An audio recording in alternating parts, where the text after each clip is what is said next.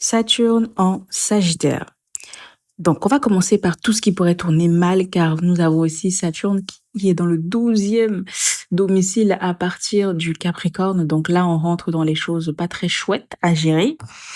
Donc, on va commencer par tout ce qui pourrait mal tourner, évidemment, et puis on viendra aux choses positives, car il y en a quand même pas mal. Alors, voilà.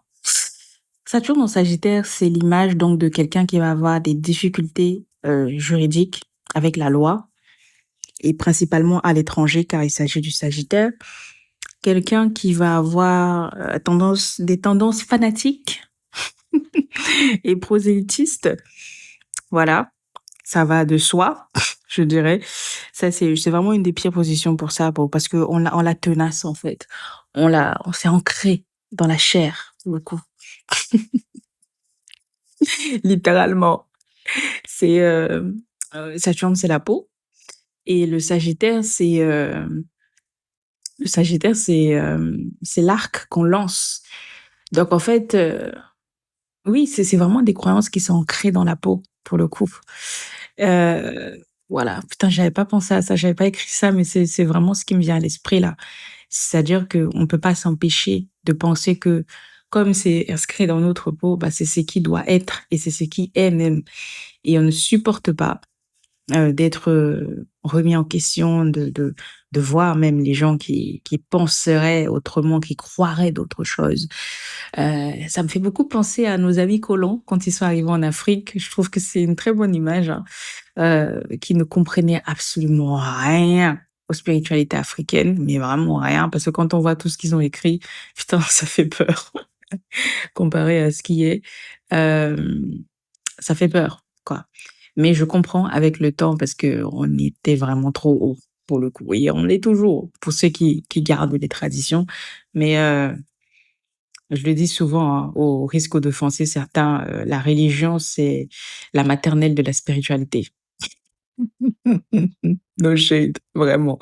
Donc, c'est vraiment quelqu'un qui va avoir du mal à penser que ce qu'il vit, ce qu'il croit, n'est pas ce qui est valable pour tout le monde et qui va chercher à imposer par la violence, selon les aspects, selon la personnalité, c'est un scorpion, l'impulsivité, la propagande, etc. Ou voilà, c'est quelqu'un qui va chercher à semer le chaos en fait pour que les gens aillent dans son sens. Manipulation, connaissez. Donc, ça, ce sont les choses qui peuvent mal tourner. Après, il y a aussi le fait qu'on peut avoir une pierre dans le foie. Littéralement, avec Saturne en Scorpion, on peut avoir des difficultés à se remarier. Parce que Saturne, du coup, vu que le remariage est signifié, du coup, non, plutôt le deuxième mariage dans un thème est signifié par la 9e maison qui est donc associée au Sagittaire. Et bah, c'est le blocage du deuxième mariage, en fait. Ça ne se fera peut-être pas. Peut-être pour des raisons juridiques ou financières. Qui sait? Selon comment est disposé l'ensemble d'un thème de naissance. Donc voilà ce que ça peut indiquer en premier lieu en négatif. Qu'est-ce que je dirais?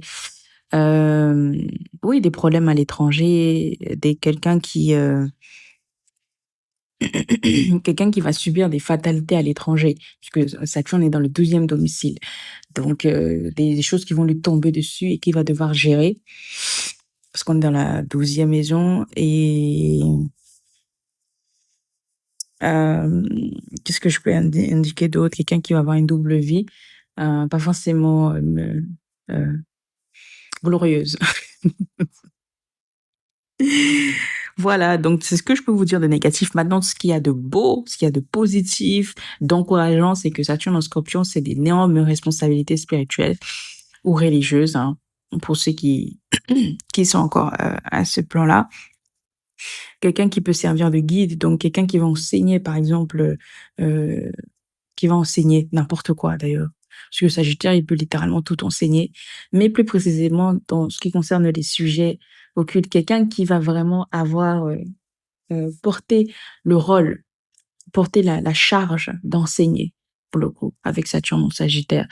Et c'est quelque chose dont il ne pourra pas se défaire. Donc s'il est dans une carrière où il n'enseigne rien, dans son métier, il va être la personne vers qui on va aller pour apprendre X ou Y, vous voyez? Ça va toujours le rattraper, en fait.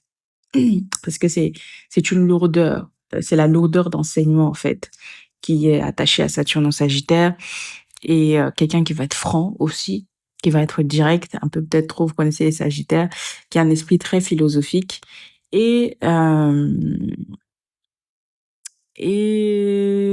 ouais, qui peut être bien pour travailler à l'étranger, honnêtement.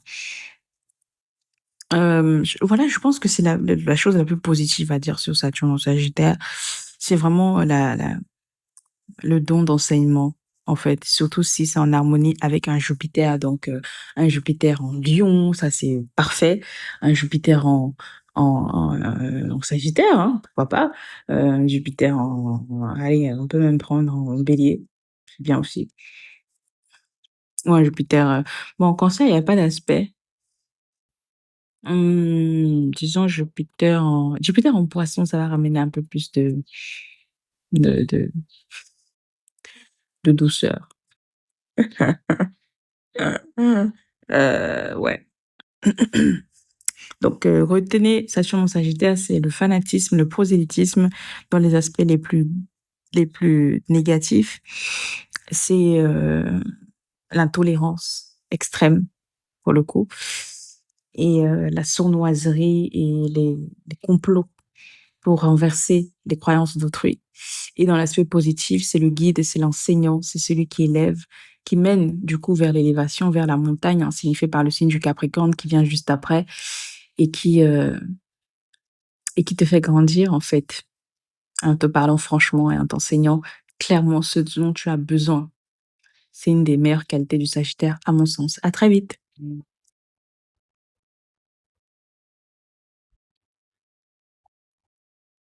Oui, ça